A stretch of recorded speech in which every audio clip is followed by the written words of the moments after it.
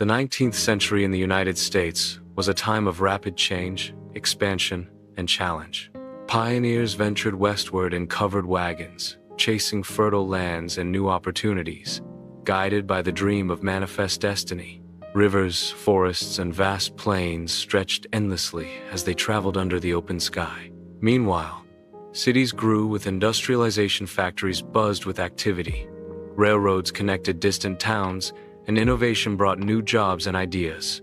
Immigrants arrived at ports like Ellis Island, seeking a better future, while farmers worked tirelessly in fields. Mid-century, the nation faced its greatest test, the Civil War. Battles raged, families were torn apart, and the abolition movement fought relentlessly to end slavery. Political debates, speeches, and marches shaped the moral and social landscape. As the century progressed, cultural, technological, and political changes paved the way for modern America. By the 1800s end, the United States had become a land of opportunity, ambition, and resilience, laying the foundation for the world it would become in the 20th century.